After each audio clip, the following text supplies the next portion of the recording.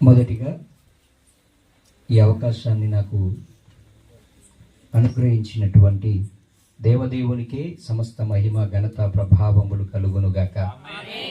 అలాగే నన్ను ఆహ్వానించి ప్రత్యేకంగా ఈ గృహములో వాక్య పరిచర్య చేయడానికి అవకాశాన్ని అనుగ్రహించిన స్థానిక సంఘ కాపరి గారు, పాస్టర్ రాకేష్ గారు, అలాగే ప్రసన్న జ్యోతి గారు, సో వారిద్దరిని బట్టి కూడా నేను దేవుణ్ణి స్తుతిస్తూ ఉన్నాను. వారిద్దరికి కూడా నా నిండు వందనాలు.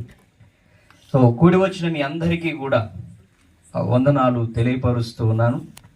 అలాగే దైవజనరాలు నిర్మలమ్మ గారికి కూడా ప్రత్యేకమైన వందనాలు. ఇప్పటికే వారి సారథ్యములో, నాయకత్వంలో ఆధ్యాత్మిక శిఖరాలను అధిరోహిస్తున్నారని, అనగా దేవునికి సమీపముగా వారు మిమ్మలను నడిపిస్తున్నారని నేను నమ్మి దేవుణ్ణి స్తుతిస్తూ ఉన్నాను. సో దేవునికే మహిమ కలుగును గాక. సో ఐ థింక్ క్రిస్మస్ కూడికలు జరగబట్టి సుమారు దగ్గర నెల కావస్తుంది. అంటే నెల కావచ్చు, కాకపోవచ్చు ఏమో, కానీ ప్రతిరోజు కూడా ఇలా క్రిస్మస్ సంబరాలను ప్రతి ఇంటిలో చేసి ఆ కుటుంబమును సంతోషముతో, సమాధానముతో, దైవ ఆశీర్వాదాలతో మెండుగా సమృద్ధిగా వర్ధిల్లజేయాలనేటువంటి తపనతో ఈ గృహ కూడికలు, క్రిస్మస్ ఆరాధనలు ఏర్పాటు చేయబడుతున్నాయి. అవునంటారా? ఎస్. క్రిస్మస్ పండుగ అంటే మనం చాలామంది కొత్త బట్టలు, పిండి వంటలు, లేకపోతే చికెనో మటనో తెచ్చుకొని తింటే పండుగ అయిపోతుందని అనుకుంటారు చాలామంది. కానీ క్రిస్మస్ ఆరాధన ఎందుకు మనం క్రిస్మస్ పండుగ చేస్తామంటే పదే పదే కూడుకోవడానికి, పదే పదే దేవుని సన్నిధికి రావడానికి, హల్లెలూయా, దేవుని సన్నిధిలో ఉండడం కొరకు, దేవుణ్ణి ఆరాధించడం కొరకు, ఈ విధంగా మనం కలవడం కొరకు పండుగను మనం సెలబ్రేట్ చేయాలి కదా. చాలామంది పండుగ అంటే కేవలం ఏదో అలంకారం కోసమో, లేక కొత్త బట్టల కోసమో, భోజన పానాదుల కోసమో చేసుకుంటారు. కానీ దేవుణ్ణి ఎరిగిన బిడ్డలుగా మనము కూడి దేవుణ్ణి ఆరాధించడానికి పండుగ జరగాల. హల్లెలూయా, హల్లెలూయా. సో కాబట్టి క్రిస్మస్ పండుగ చేసుకోవడం మంచిదా కాదా? ఎందుకు మంచిదంటారు? మనం పదే పదే ఇంత విరివిగా మిగతా నెలలో మనం గ్యాదర్గా కూడుకోం, అవునా కదా?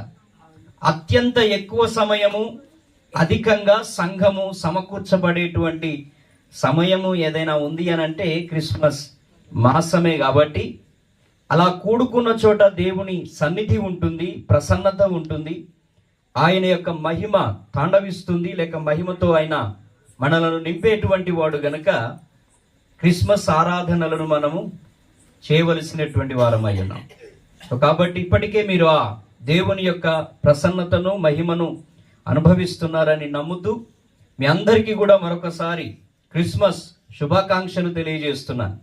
ప్రత్యేకంగా ఈ గృహ యజమానులు గణేష్కు, అలాగే భవానికి, ఇద్దరికి కూడా అడ్వాన్స్గా హ్యాపీ క్రిస్మస్. దేవుడు మిమ్మలను దీవించునుగాక. ఆమెన్. దేవుని వాక్యంలోకి వెళ్ళిపోదాం రండి. మత్తయి సువార్త 1వ అధ్యాయము 21వ వచనము చాలా స్పష్టమైనటువంటి మాట. మత్తయి సువార్త 1వ అధ్యాయము 21వ వచనము. ఆమె ఒక కుమారుని కనును, తన ప్రజలను వారి పాపముల నుండి ఆయనే రక్షించును గనుక ఆయనకు యేసు అను పేరు పెట్టుదు అనేను. అందరం గట్టిగా చప్పట్లు కొడదాం ఒకసారి. ఎందుకో తెలుసా? తమను చదివే ప్రయత్నం చేశారు. ఇంగ్లీష్ మీడియం పిల్లలకి ఈ రోజుల్లో తెలుగు చదవాలంటే చాలా కష్టమైన పని. ఎంత కష్టమైన పని అంటే చాలా కష్టమైనటువంటి పని. పరిస్థితి ఎట మారిపోయిందని అంటే అటు తెలుగు రావట్లేదు, ఇటు ఇంగ్లీషు రావట్లేదు. తెలుగు పూర్తిగా చదువు రావట్లేదు, ఇంగ్లీషు పూర్తిగా రావట్లేదు. ఈ రెండింటి మధ్యలో ఉండిపోయారు చాలా మంది. కానీ తమను చాలా చక్కగా తెలుగు చదివి వాక్యాన్ని చదవడం అనేది చాలా సంతోషించదగ్గ విషయం కదా. దేవుడు మంచి జ్ఞానాన్ని, స్పష్టతను అనుగ్రహించునుగాక. ఆమెన్. రైట్, చదివిన వాక్య భాగంలో మనం తెలుసుకోవలసినటువంటి విషయం ఏంటంటే, ఆమె ఒక కుమారుని కనును. ఈ మాట ఎవరితో చెప్తున్నారు?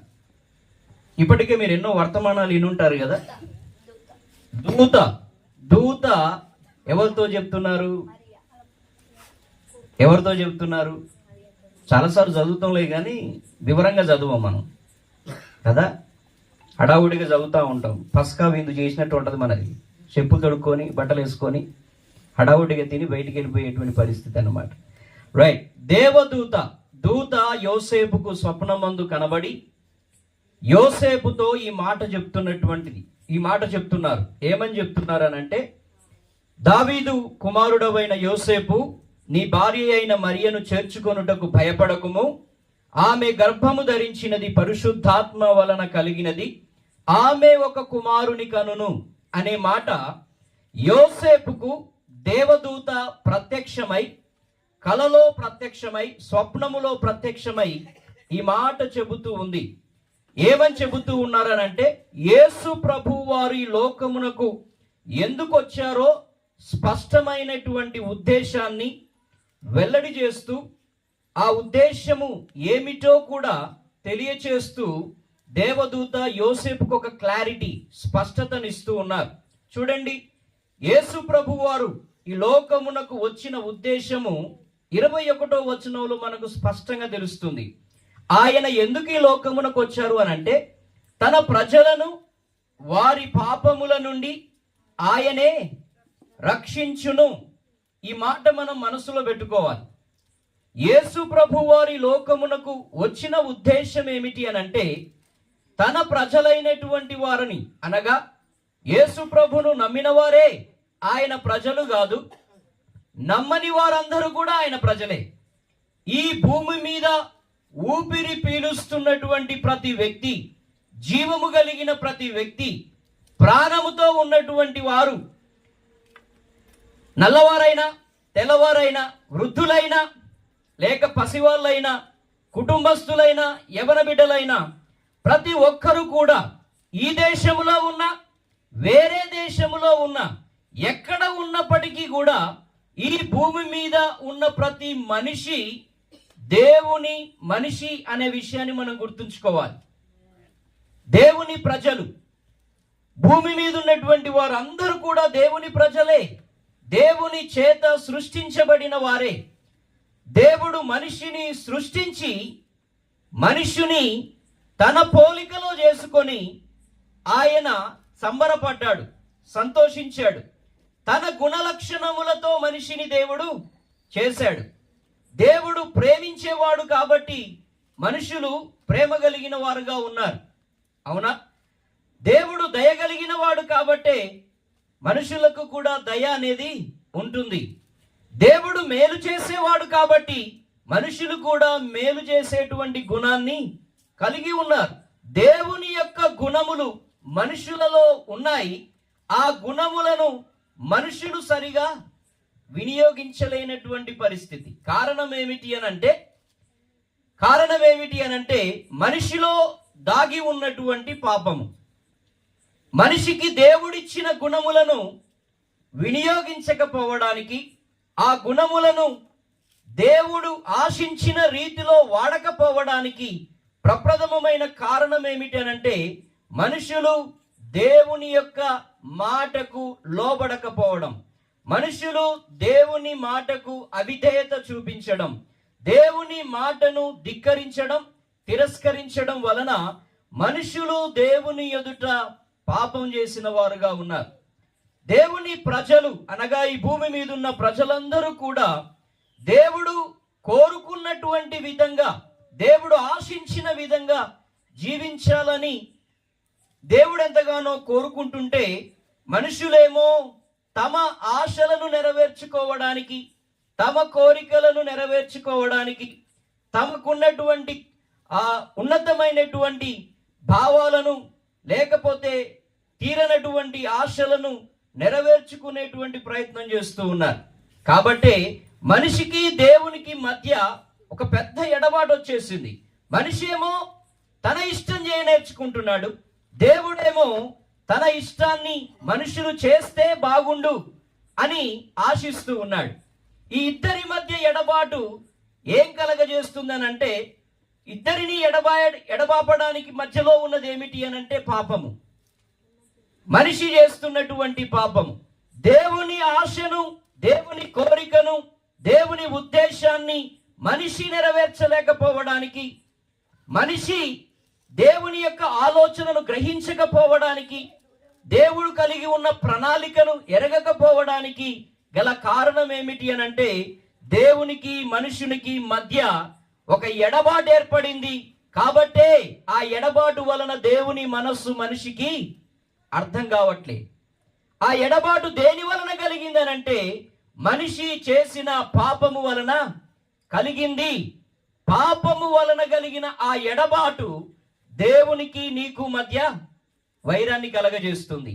దేవునికి నీకు మధ్య ఎడబాటును కలగజేస్తుంది. కాబట్టి ప్రభు అయిన యేసుక్రీస్తు వారు ఎందుకు వచ్చారు అని అంటే, దేవునికి నీకు మధ్య ఉన్నటువంటి పాపమును తొలగించడానికి, ఆ పాపములను క్షమించడానికి, ఆ పాపములన్నిటినీ కొట్టివేసి దేవుణ్ణి నిన్ను ఏకం చేయడానికి, దేవుని మనస్సును అర్థం చేసుకోవడానికి యేసు ప్రభు వారి లోకానికి వచ్చారు.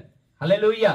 చాలా మంది అనుకుంటారు యేసు ప్రభు వారు ఒక మతమనో, యేసు ప్రభు వారు ఒక తెల్లల దేవుడనో, యేసు ప్రభు వారు మన దేశపు దేవుడు కాదనో భావన చాలా మందికి ఉంటుంది. లేక ఈ దేవుడు ఒక అణగారిన లేక బడుగు బలహీన వర్గాలకు చెందిన దేవుడు అనేటువంటి అపోహ కూడా ఈనాడు చాలా మందికి ఉంది. కారణం ఏమిటి అనంటే, వారికి అవగాహన లేకపోవడం.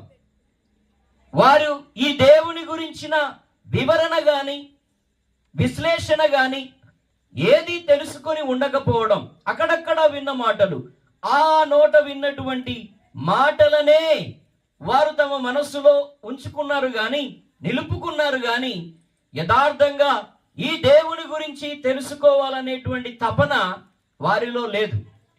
యేసు ప్రభు వారిని తప్పుగా అర్థం చేసుకుంటున్నారు చాలా మంది. యేసు ప్రభు అనంటే ఒక మతమనో, యేసు ప్రభు అనంటే ఫలాని వాళ్ళకే చెందిన దేవుడనో భావన నేటి తరపు ప్రజలకు నాటుకొని పోయింది. కారణము, అలా ముద్రించారు యేసు ప్రభువును.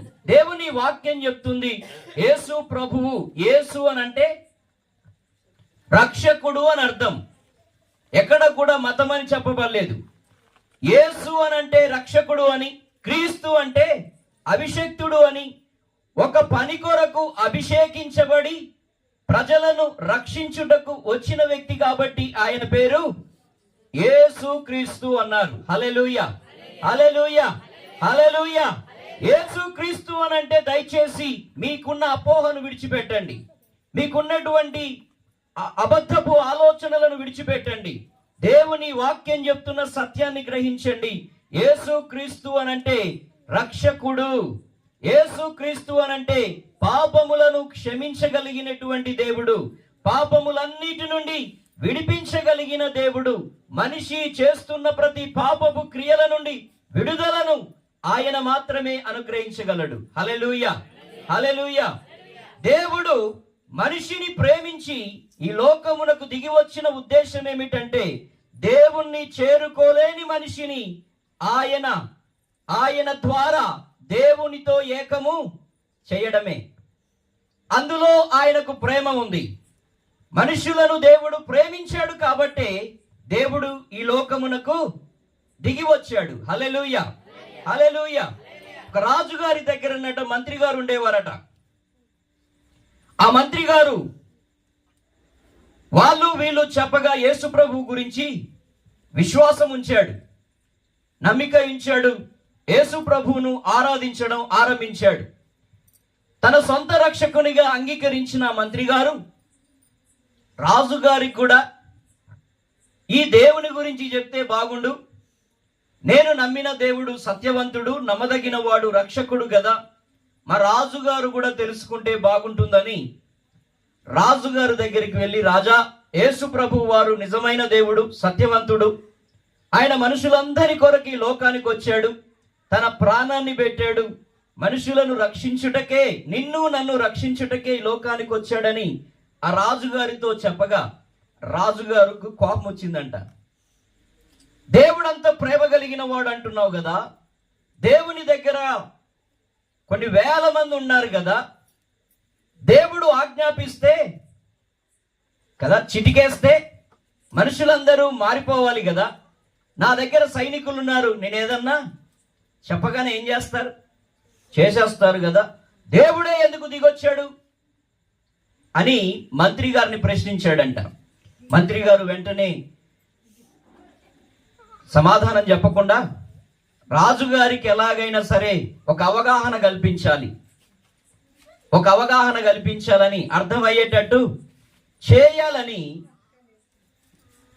ఒక నేర్పరి అయిన వడ్రంగి వాడిని పిలిపించి, రాజుకు ఒక కుమారుడుంటే ఆ రాజు కుమారుడు 1 సంవత్సరంన్నర బాబు, ఆ అబ్బాయి ఆ బాలుడు ఎట్లయితే ఉన్నాడో ఆ రాజకుమారుని పోలికలతోనే ఒక అందమైనటువంటి చెక్క బొమ్మను తయారు చేశాడు. కుమారుడు వేసుకునేటువంటి బట్టలను తొడిగించాడు. రాజకుమారుడు వేసుకునే బంగారాన్ని ఆ బొమ్మకు తొడిగించాడు. సో అవకాశం కోసం ఆ మంత్రి గారు ఎదురు చూస్తున్నారు. రాజుగారు ఒకరోజు తన దగ్గర ఉన్నాడు కొలనులో విహారం కోసం అని పడవలో కొంచెం దూరం ముందుకు వెళ్ళాడంట.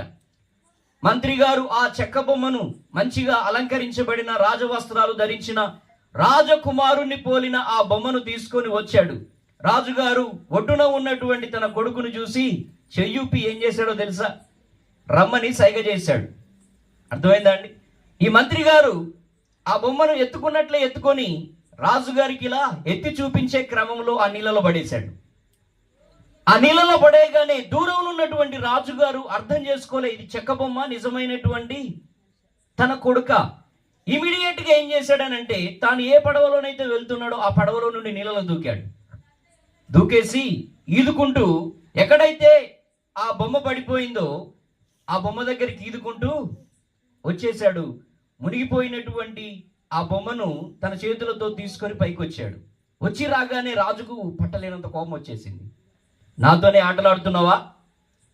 ఏదో తెలివి కలిగిన మంత్రివని, జ్ఞానం కలిగిన వాడువని, మేధావని, సలహాలు ఇస్తావని నిన్ను మంత్రిగా పెట్టుకుంటే రాజుతోనే పరాష్కాల చెక్కబొమ్మను తీసుకొచ్చి దానికి రాజవస్త్రాలు ధరింపజేసి బంగారం అంతా కూడా పెట్టి ఏం చేస్తున్నావు? రాజకుమారుని లాగా చేశావు, నన్ను భ్రమింపజేశావు అని ఉక్రోషంతో కోపంతో మంత్రి మీద అరుస్తుంటే మంత్రి గారు, మహారాజా ఒక్క నిమిషం అండి, ఒక మాట నేను మీతో చెప్పనివ్వండి అన్నాడు. ఏంటో చెప్పు అని రాజు అనగానే మంత్రి గారు అన్నారు, ఇంతకీ మీరు నీళ్ళలోకి ఎందుకు దూకారు అన్నాడు. ఎందుకు అనంటే నా కొడుకు అనుకొని నీళ్ళలో దూకాను అని చెప్పాడు ఆయన. మరి మీ దగ్గర పడవలో మీతో పాటు 2 సైనికులు ఉన్నారు కదా, మరి మీరు చిటికేస్తే సైనికులు ఏం చేయాలి? నీళ్ళల్లో దూకాలి కదా, మరి ఏమీ ఆలోచించకుండానే మీరు నీళ్ళల్లో ఎందుకు దూకేశారు అని రాజుగారిని అడిగితే రాజుగారు చెప్పిన సమాధానం ఏంటో తెలుసా? నా కొడుకంటే నాకు చాలా ప్రేమ, లేక కలిగిన ఏకైక సంతానం కాబట్టి నా కొడుకును కాపాడుకునే ప్రయత్నము, నా కొడుకు మీద నాకున్నటువంటి ప్రేమతో ఏమీ ఆలోచించకుండా నేనేం చేశాను? నీళ్ళల్లో దూకేశాను, నా కొడుకును కాపాడుకునే ప్రయత్నం చేశాను, అందుకే నేను దూకాల్సి వచ్చింది అని చెప్పి మంత్రి గారితో రాజు చెప్పాడట. మంత్రి గారు వెంటనే, దేవుడు కూడా నిన్ను నన్ను ప్రేమించి ఏమీ ఆలోచించకుండా నిన్ను నన్ను రక్షించడం కొరకు ఆయన ఈ లోకానికి దిగొచ్చాడని చెప్పాడట. హల్లెలూయా, హల్లెలూయా. నీది ప్రేమైతే ఆయనది కూడా ప్రేమే. నీది ప్రాణరక్షణ అయితే ఆయనది కూడా నిన్ను నన్ను రక్షించడం కొరకే ఆయన దిగొచ్చాడు. కాబట్టి ప్రేమతో మనము దిగి రావాల్సిందే తప్ప, అర్థమైందా అండి, ఆజ్ఞలతో ఏది జరగదని మంత్రి గారు రాజుకు చెప్పగా రాజుకు అప్పుడు అర్థమైంది, ఓహో దేవుడు ప్రేమ కలిగిన వాడా, అందుకే మనుషులను ప్రేమించి ఈ లోకానికి వచ్చాడా, మనుషులను మరలా తనతో పాటు సహవాసంలోనికి, సమాధానంలోనికి నెమ్మదిలోనికి తీసుకుని రావడానిక యేసు ప్రభు వారి లోకానికి వచ్చారని. 2000 సంవత్సరాల క్రితం యేసు ప్రభు వారు వచ్చిన ఉద్దేశం అదే. ఆయన రాకముందుకు ఉన్నాడు, 2000 సంవత్సరాల నుంచి వచ్చిన తర్వాత ఉన్నాడు, మరణించి తిరిగి లేచిన తర్వాత కూడా ఆయన ఉన్నాడు. వర్తమాన భూత భవిష్యత్ కాలంలో ఉన్న దేవుడు ఆయన. హల్లెలూయా, హల్లెలూయా. సజీవుడైన దేవుడు ఆయన. నిన్ను వెతుక్కుంటూ వచ్చిన వాడు ఆయన. నువ్వు ఏ కులమైనా, ఏ మతమైనా, ఏ వర్గమైనా, ఏ వయసైనా ఆయనకు సంబంధం లేదు. ఆయన మనిషిగా నిన్ను ప్రేమిస్తున్నాడు. మనిషిగా నీవు జీవించాలని ఆశిస్తున్నాడు. మనిషిగా నీవు బ్రతికితే అందరికన్నా మిన్నగా సంతోషించేటువంటి దేవుడు ఆయన. హల్లెలూయా, హల్లెలూయా. నేటి సామాజిక పరిస్థితి దౌర్భాగ్యమైపోతుంది కదా, ఎంత దారుణం అయిపోతుందో. మనిషి యొక్క నైతిక విలువలు పడిపోతున్నాయి, ఆధ్యాత్మిక విలువలు పడిపోతున్నాయి. ఒకరిని ఒకరు మోసం చేసుకునేటువంటి పరిస్థితి, అబద్ధములు ఆడుతున్నటువంటి పరిస్థితి, హత్యలు జరుగుతున్నటువంటి స్థితి, కన్నవారా తోడబుట్టిన వారా అనే తారతమ్యం లేకుండా దారుణంగా మనుషుల మనస్సు క్రూరత్వము వైపు నడిపించబడుతున్న దినాలివి. ఎంత భయంకరమైనటువంటి దినాలలో ఉన్నారో. మనుషులు ఎందుకు అలా మారిపోతున్నారో తెలుసా? మనుషుల హృదయములలో పాపమును దాచుకొనుటను బట్టి, మనుషుల మనస్సు పాపమునకు బానిసగా మారుటను బట్టి, బానిస అగుటను బట్టి మనిషి తన పాపము నుండి బయటికి రాలేకపోతూ ఉన్నాడు. ఆ పాపము నుండి విడిపించడానికే నా ప్రభువైన యేసుక్రీస్తు వారి లోకానికి వచ్చారు. హల్లెలూయా. ఈ మైక్ సిస్టమ్ ద్వారా, పిఏ సిస్టమ్ ద్వారా వింటున్న వారు ఎవరైనా సరే, ఇక్కడ కూర్చున్న వారైనా సరే, దేవుడు ఈ లోకమునకు వచ్చిన ఉద్దేశము ఎవరి కోసమో కాదు, నీ కోసమే అన్న విషయాన్ని నువ్వు గుర్తించగలిగితే ఎంత బాగుంటుందో. ఆయన నా కొరకే వచ్చాడని, నా దోషములను పాపములను విడిపించి నాకు రక్షణనిస్తాడని, నిత్య రాజ్యాన్ని మోక్షాన్ని ప్రసాదిస్తాడని నీవు అంగీకరించగలిగితే ఆయన నీకు నిత్య రాజ్యాన్ని అనుగ్రహించగలడు. హల్లెలూయా, హల్లెలూయా. నీ దోషములన్నిటినీ క్షమించగలడు ఆయన. నువ్వెంత ఘోరమైన పాపము చేసినప్పటికీ, ఎంత ఘోర స్థితిలో ఉన్నప్పటికీ ఆయనను నీవు అంగీకరించగలిగితే, ఆయనను నీవు చేర్చుకోగలిగితే ఆయన నిన్ను తప్పక దీవిస్తాడు, మేలులతో నింపుతాడు, ఆశీర్వాదాన్ని నీకు అనుగ్రహిస్తాడు. అనేక విధాలుగా దేవుడు నిన్ను వర్ధిల్ల చేస్తాడు. చేర్చుకునే మనసు నీకుందా? యేసు క్రీస్తును రక్షకునిగా అంగీకరించే మనసు నీకుందా? ఒకవేళ ఉన్నట్లయితే ఆయనే దేవుడని అంగీకరించగలిగితే ఎంత మేలు, ఎంత మేలు. ఆయన నిన్ను తన రాజ్యములో, నిత్య రాజ్యములో, మోక్షములో, స్వర్గమును నీకు అనుగ్రహించి నిత్యము తనతో ఉండే గొప్ప భాగ్యాన్ని దేవుడు అనుగ్రహిస్తాడు. హల్లెలూయా, హల్లెలూయా. దయచేసి ఎప్పుడు కూడా యేసు అనంటే మతం అని, యేసు అంటే ఏదో ఒక వర్గానికి చెందిన దేవుడు అని అనుకోవద్దు. యేసు క్రీస్తు అందరికీ ప్రభువు. కొందరికి మాత్రమే కాదు, ఆయన అందరికీ చెందినవాడు, అందరి వాడు ఆయన. హల్లెలూయా, హల్లెలూయా. అందరి వాడు ఆయన. గమనించండి, యేసు ప్రభు యుద్ధకు వస్తే మేలే గాని కీడేమి జరగదు.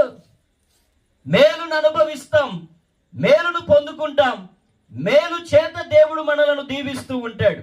ఆయన యొద్దకు వస్తే సమాధానం దొరికిద్ది, ఆయన యొద్దకు వస్తే శాంతి దొరికిద్ది, ఆయన యొద్దకు వస్తే స్వస్థత దొరికిద్ది, ఆయన యొద్దకు వస్తే అనేకమైన బంధకాల నుండి మనం విడిపించబడతాం. ఆయన యొద్ద మాత్రమే రక్షణ ఉంది. హల్లెలూయా, హల్లెలూయా. నువ్వెవరైనా సరే, ఏ స్థితిలో ఉన్నా సరే, ఏ బంధకాలతో ఉన్నా సరే, ఆయనను నీవు చేర్చుకోగలిగితే అదే 10,000. ఆయన నిన్ను చేర్చుకుంటాడు, నీవు ఆయనను చేర్చుకున్నట్లయితే. దేవుడు ఆ విధంగా మీ హృదయములను తెరుచునుగాక. ఆమేన్. రైట్. ఈ మాట చెప్పింది ఎవరికి అని అంటే యోసేపుకు దేవదూత ఈ మాట చెప్పింది. ఇక్కడ మనం గమనించాల్సిన విషయం ఏంటంటే, ప్రత్యేకంగా ఈ కుటుంబస్తులకు, యోసేపు మరియలకు క్రిస్మస్ సందర్భంగా మనం నేర్చుకోవాల్సిన విషయం ఏంటో తెలుసా? విధేయత. ఏం నేర్చుకోవాలి? విధేయత నేర్చుకోవాలి. మరియ దగ్గర మనము విధేయత చూస్తాం, యోసేపు దగ్గర కూడా విధేయత చూస్తాం. మరియ ఏమన్నది? నేను ప్రభుదాసురాలను, నీ మాట చొప్పున ఏమన్నది? నీ మాట చొప్పున జరుగునుగాక అన్నది. యోసేపు ఏమన్నారు? దేవదూత ప్రత్యక్షమై నీ భార్యను చేర్చుకోమనగానే మారు మాట చెప్పకుండా యోసేపు మరియను చేర్చుకున్నాడు. హల్లెలూయా. దేవుడు ఎవరిని వాడుకుంటాడనంటే దేవుని పట్ల విధేయత కలిగిన వారిని వాడుకుంటాడు. యవనస్తుడైనటువంటి యోసేపు, యవనస్తురాలైనటువంటి మరియమ్మ యవ్వన దశలో దేవునికి లోబడే ఒక అద్భుతమైన గుణలక్షణాన్ని, ఆభరణాన్ని వీళ్ళు కలిగి ఉన్నారు. విధేయత చూపకుండా దేవుని చేతిలో వాడబడడం సాధ్యం కాదు. విధేయత లేకుండా దేవునికి ఇష్టలుగా మారడం సాధ్యం కాదు. అర్థమవుతుందా అండి? యోసేపు మరియా ఇద్దరు కూడా యవ్వన దశలోనే, వారు యువకులుగా యువతిగా ఉండగానే దేవుని మాటకు లోబడే, దేవుని స్వరమునకు విధేయత చూపించే ఒక అద్భుతమైనటువంటి లక్షణము వారు కలిగి ఉన్నారు. కాబట్టి దేవుడు యోసేపును మరియను ఎంపిక చేసుకున్నారు. హల్లెలూయా. ఆ రోజుల్లో అనేక మంది యువతులు ఉన్నారా? మరియతో పాటు అనేక మంది యువతులు ఉన్నారు. కానీ దేవుడు మరియనే ఎంచుకోవడానికి గల కారణం ఏంటో తెలుసా? మరియలో దేవునికి కనబడిన ఒక అద్భుతమైన గుణలక్షణం ఏంటో తెలుసా? ఎంత రిస్క్ అయినా సరే విధేయత చూపిస్తుంది. అర్థమైందండి? ఎంత రిస్క్ అయినా లోబడతారు, ఎంత రిస్క్ అయినా విధేయత చూపిస్తారు. సామాన్యమైన విషయమేనా? ఆ దినాలలో పెళ్లి కాకుండానే గర్భవతి కావడం అనేది యూదుల సాంప్రదాయం ప్రకారం అంగీకరించదగిన విషయం.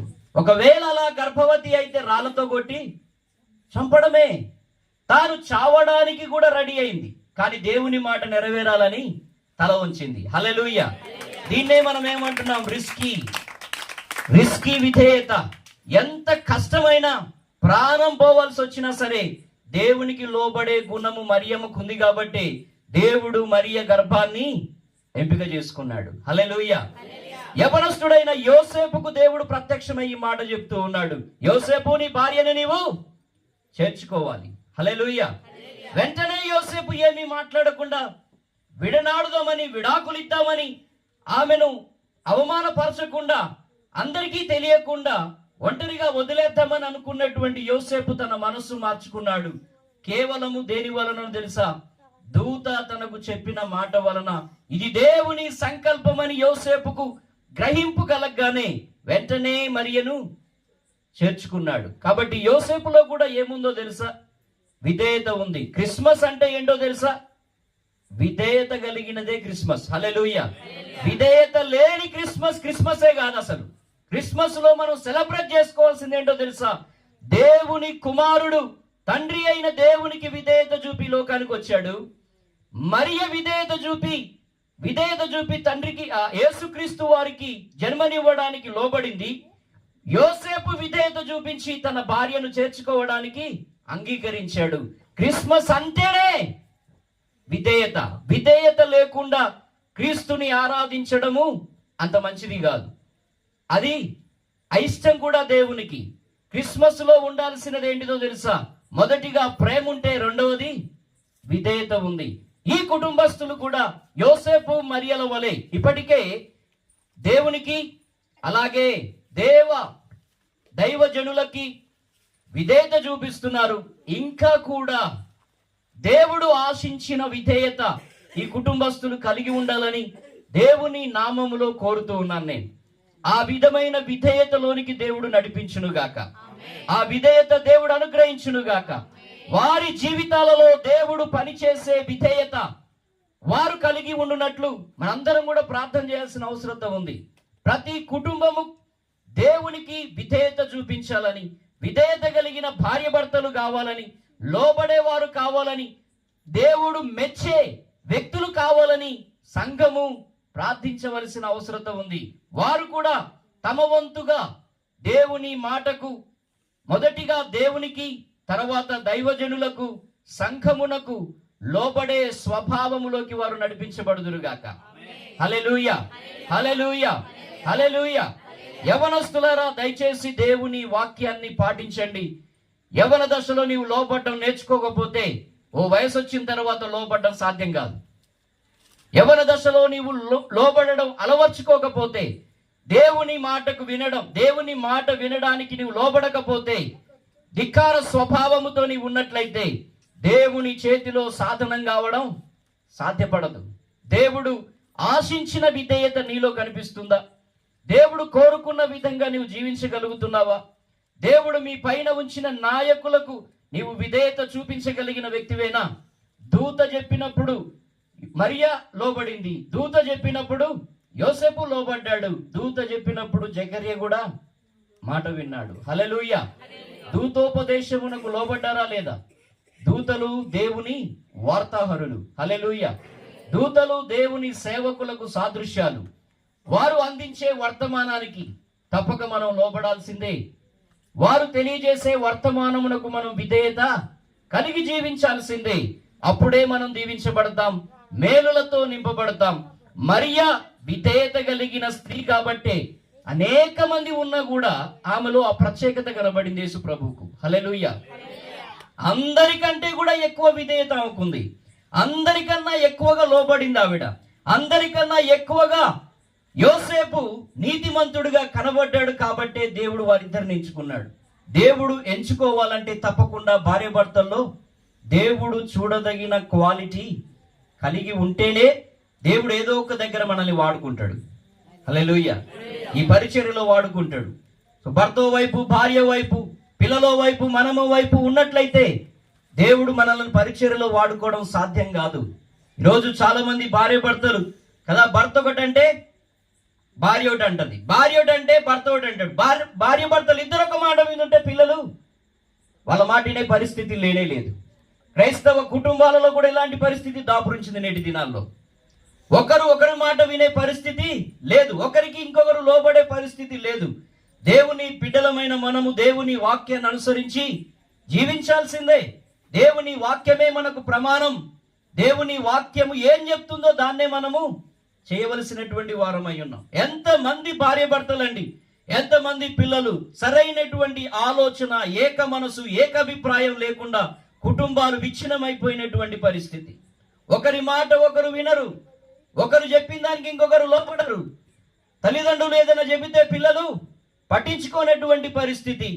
ధిక్కార స్వభావము, తిరుగుబాటు చేసేటువంటి స్వభావం, ఆ దుస్థితి మానిపోవునుగాక, తొలగిపోవునుగాక, ఏక మనస్సు కుటుంబములలో కలుగునుగాక. దేవుడు అట్టి కృప ఈ కుటుంబమునకు కూడా అనుగ్రహించునుగాక. ఈ భార్య భర్తలు కూడా ఇద్దరు యోసేపు మరియల వలె మరింత విధేయతలోనికి నడిపించబడుదురుగాక. ఆమేన్. దేవుడి వాక్యాన్ని దీవించునుగాక. ప్రార్థన చేసుకుందాం.